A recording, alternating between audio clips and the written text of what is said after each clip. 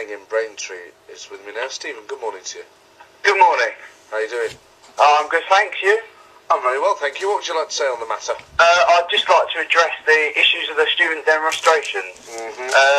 I go to college myself. I'm in my second year and just applying for uni at the moment. Okay. I know a number of friends who attended the protest themselves. Yeah. The peaceful part of it, obviously. Good. And in some of the work I do with local youth groups, I help organise, help fund some people to go up there. Fund people to go up there? What, pay for their bus fare or something? I don't know if you know, but the large majority of people that went there wouldn't have had to pay anything.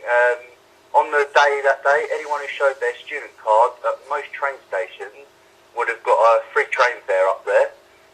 The majority of universities, those fleet of buses that you would have seen on TV, were provided for free, and other things like that. So it's not totally surprising that there were huge amounts turning up. Yeah.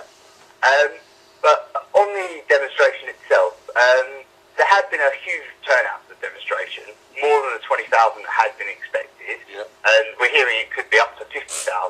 Now that is impressive, and alone that could have been a clear and stark message of the protest against the rises, and given a brilliant message to the government to perhaps think about possible different consideration. Yeah, well, it's less people than go to Old Trafford for a weekend.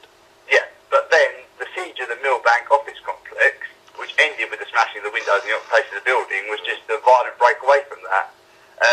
And I think the students, which were articulate and animated in some of their debates, and which were a real testament to the quality of our university system, just completely destroyed it by this small group that left the main protest and flared into violence. It was disgusting watching it. I mean, your heart must have sank, Stephen, for someone who, in principle, not only just in principle, but actually in action supported the protest, to then see a minority smash it up. And actually, my main problem with it has been since a lack of a rush to condemn these people on behalf of the community. Well, there's also the National Union of Students President, Matt Forde, who helped organise the entire event himself. Seems almost aghast and shocked at what happened. Yeah. And saying also that it's been hijacked.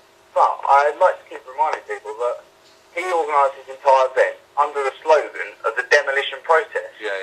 And he must shoulder some blame, because when you call something a demolition march, what kind of connotations immediately jump to your mind? So surely it should have been obvious. So you think some of these so-called more respectable members of the student fraternity effectively gave, if not a green, but an amber light? Yes, definitely. Well, there's some activity. This was quite, I'd say it was one of the first sort of protests or marches where it's not very often the media can cover a story as good from their desk as they can from the scene. But this was truly like a social media protest. The students and onlookers filmed scenes on their mobile phones. That's right. It was on websites like Twitter, YouTube and Flickr that provided the best and most memorable footage. And there were tweeters such as Kern Ashad, who is part of the National Union of Students, posting messages on his Facebook like, "Dear students, please proceed to Liberal Democrats for Cowley Street after Millbank Tower. We'll show them who's boss." Well, see, this is the thing. I mean, how much jip do the Lib Dems get?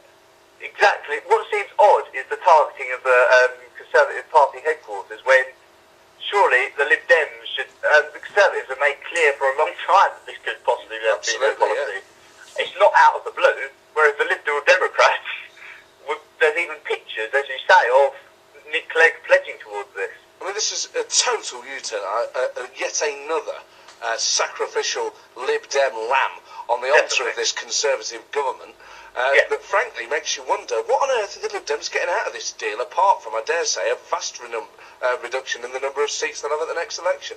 Exactly. You can barely see any benefits even now with the agreement of possible reform of the voting system. The vast majority of Tories have said they will go against the whip and vote against it anyway. So it makes you wonder what the Lib Dems could possibly getting out of this that could benefit them in any way. Stephen, a pleasure talking to you. You too. A genuine pleasure, and good luck with all your future endeavours. Thank you very much. Good luck getting to uni, mate. All right. Thank you very much. Goodbye. Cheers. A very sensible voice there, Stephen Canning, a cracking fella there. He's an ambitious young man, clearly an intelligent young man, wants to go to university himself, felt very strongly about this new government policy, especially the Lib Dem part in it. He helped people who, couldn't afford, frankly, to get to the protest go so that they could have their voice heard in a democratic fashion. Cracking bloke. And he's absolutely against the violence that we saw, almost completely in line with the sort of person I think, actually, if they'd have been the spokesperson for an event like that, would have got better publicity and arguably would have had better success lobbying government.